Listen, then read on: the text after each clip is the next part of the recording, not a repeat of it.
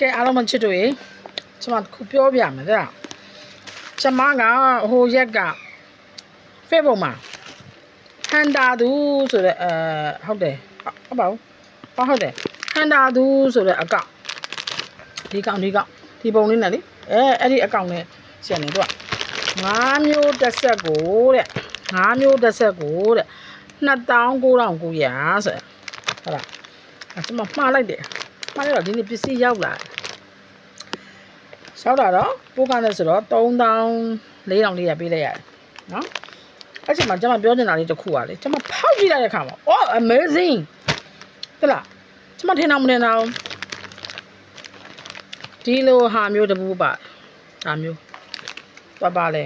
အားပြဲကြောက်နေမှာပေါ့နော်ဒါမျိုးတပူဒီငမီးတန်တွေလေးက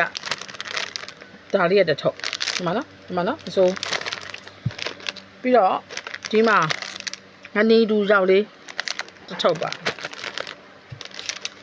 ဒါလက်ဖက်နဲ့ဆိုင်လုံးဝအဆင်ပြေတဲ့ပစွန်ကြောက်လေးတစ်ထုပ်ပါ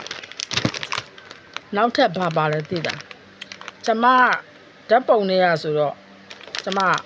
ရောင်းမဝယ်မှာပေါ့ကျမမှားချစ်တူပြမယ်ဒီမာကြီးဒီလိုပစွန်ကြောက်တစ်ထုပ်ပါလားဒီလို5မျိုးကိုမှ29,900ဒီမှာနော်ကျမပြမယ်သူ့ရဲ့ပစွန်ကြောက်အကိတ်ကြီးတွေပါမလေးပြဒီမှာကြည့်ပါရှင်ဒီလိုပစွန်ကြောက်ကြီးတွေပါအဲ့ဒါကဒီမှာအဲ့လိုပါပါတယ်ဒါချစ်တို့သတင်းကောင်းပြောတာပါကဲအဲ့ဒီအဆက်လေးကတော့ရှိသေးလားမရှိသေးတော့မသိဘူးဒီနာမည်လေးကိုမှတ်ထားဒါကျမကိုကျမဝယ်စားတာနော်အကောင့်လေးနာမည်ကဟန်တာသူတဲ့ဗမာဝတ်စုံလေးနဲ့အဲ့လိုမျိုးလေးသူကတွန်းရုပ်ကလေးရဒီမှာကြည့်ပါအောင်ဗျာဒီခေတ်ဒီခါမှာပိုးကအကုန်လုံးနဲ့3,900 3,400ဒီမှာကြည့်ပါအောင်ကျမကတော့ဒါနဲ့ကျမကတော့ပစွန်ကြောက်တိုက်တဲ့လူဆိုတော့လေကျမပစွန်ကြောက်2ခုနဲ့လေကျမတန်းနေပါပြီ